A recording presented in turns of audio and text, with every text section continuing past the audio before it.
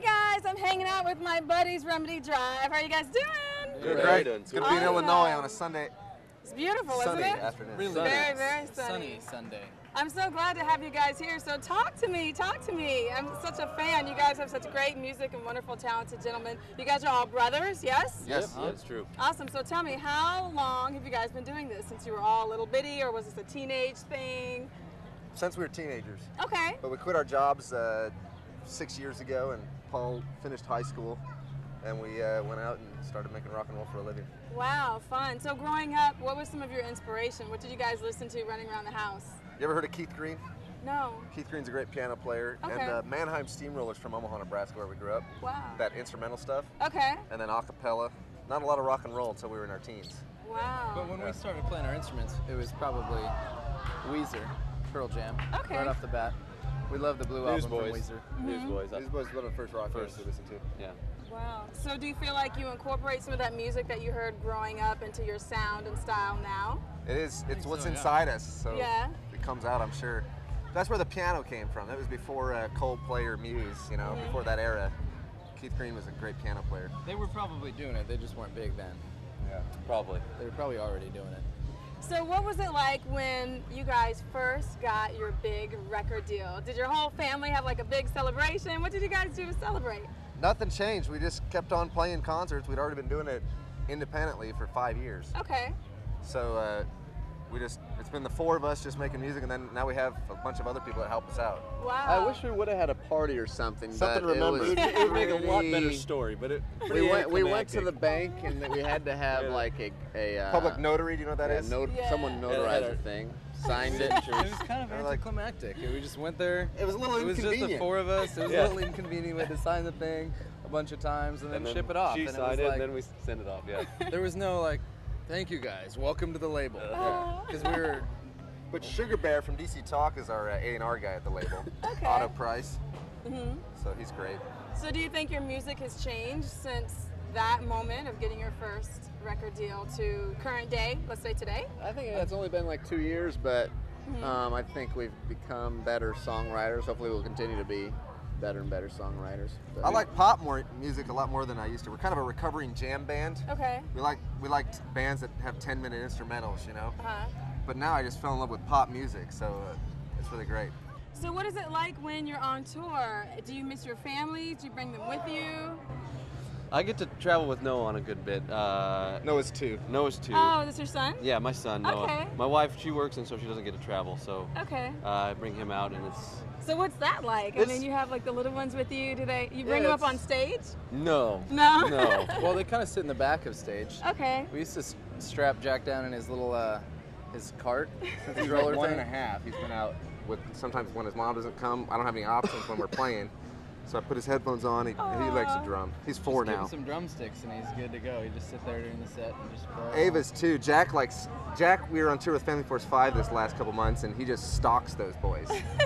He he knows their songs. He'll go, get your back off the wall, get your back up. He'll sing it. We watched it every night for 25 minutes. So do you use your family as inspiration for the lyrics and the songs that you guys write? Ava was being born when I was working on the lyrics to Daylight. Oh, wow. I didn't tell my wife at the time, but she was actually literally being born. I won't go into too much detail. Wow. But we were in the Wow. we were in the room there, and the sun rose up And after it's a hard night of beautiful moment. labor, and that's Daylight is coming. Wow, Yeah. that's great. So are there any other personal stories that you feel like have contributed to the album that you guys put out? It's been a little bit of time, but is there anything you're putting in personal stories for your new upcoming stuff, or anything on some of the older stuff that maybe we don't realize is so personal, like that story? Well, we just released 3 new songs, Okay. and we released our record, so there's an EP on iTunes for people that don't have it already. Okay. But it's the same stuff. Mhm. We don't have all the answers. Remedy Drive doesn't have all the answers. We don't have it all together. We don't. Sometimes we don't necessarily know what we're talking about, but we know there's hope. Right.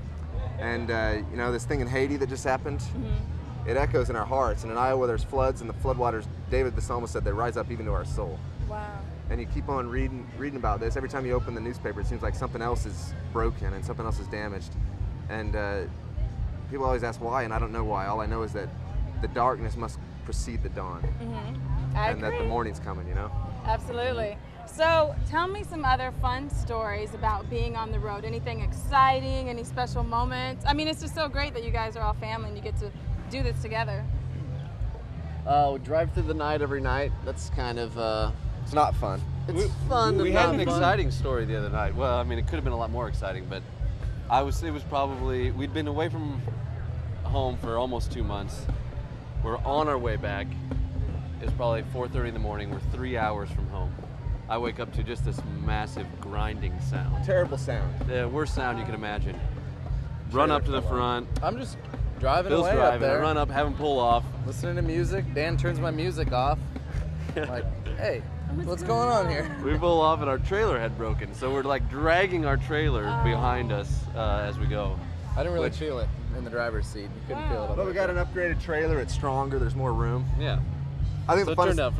out for the So there's a lot of good. ups and downs. Yeah, I'm glad Ups and I'm glad joy. no one got hurt. Right. Absolutely. Either us or somebody else. Mm-hmm. Trailers get away sometimes, but our bus did a good job at holding on to that thing. So how do you get through those tough moments, let's say either in your personal lives or while you're on tour with the ups and downs and the roller coaster of the adventure of it all? What do you use to get through those moments? I wish that I could say honestly that I hold on loosely to everything, but it seems like this rock music and our careers, our education, our houses, our cars in America, it seems like that's what we make most important, this plastic paradise of ours. But I wish I was able to just say, man, this is just stuff. Right. This is just a trailer that's made out of metal. I'm putting my hope in something that's made to last, you know? Something that can outlive the universe, outlive the stars, outlive the American dream, something bigger than suburbia. Right.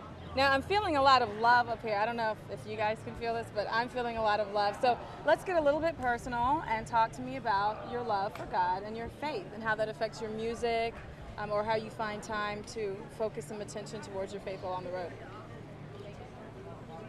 Anybody? Tim Keller is our favorite preacher. Listen to him a lot on my iPod. Awesome.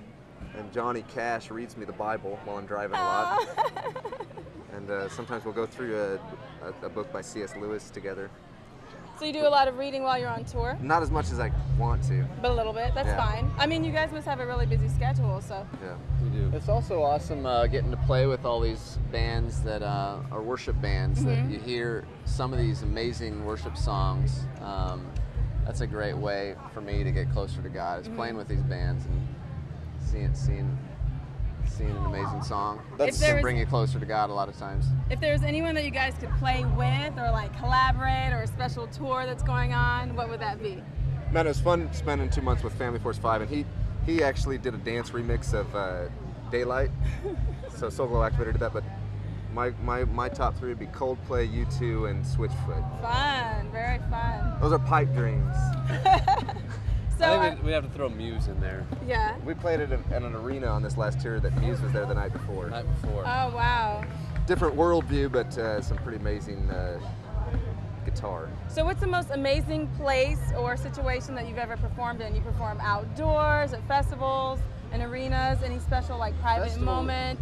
Outdoor festivals are a lot of fun, especially places we've played a lot.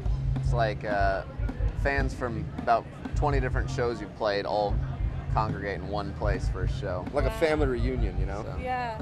Tell me about your fans. Tell me about your fans. Any special fun fan stories? Have you guys gotten any unique letters We or do, met your biggest fans? We've Our met mom her. actually. is our Everybody biggest claims to fan. be the biggest Oh, fan. that's great. I'm sure she's so proud. Yeah. That's awesome. Another fun thing we do is on Facebook we open our wall just on You should Wednesdays. try it next Okay. Wednesday. And just people ask one question on our wall and we answer all of them. So that's kind of fun. Just There's hundreds of Similar to questions the ones on that there. you're asking. Wow. Yeah, and it's also It's like an sometimes interview. very awful questions. That's great. So now the last question I want to ask you is, tell me what is going to make your future music different than everything else that you guys have done so far? Hopefully the fact that we've written 50 songs, Wow. and we're probably going to have to write another 50. I think our average is going to be 1 out of 10.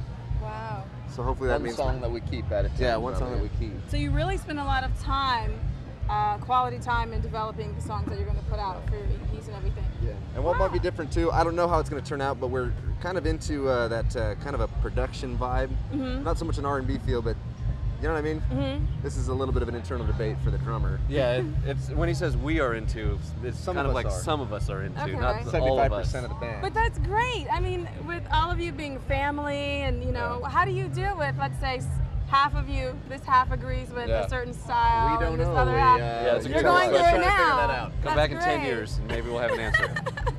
Great. So Paul and I wrote a tune with Toby Mac, so it has he brings his, he said island, Okay. you know, Caribbean feel. Uh-huh. So who knows how that one will turn out or if it'll make the record, but we're writing with a lot of people that come from a lot of different backgrounds, which don't get scared. We're not gonna stray too far from the course, but there's Okay. gotta be a stretching of what's Great. comfortable. Otherwise we'll just write the same album over and over again. We don't want that at all. Right. Well, we definitely look forward to it. I'm sure your fans can't wait. I can't wait. So thank you so much for hanging out with me today, you guys. Thank you Thank so you. much.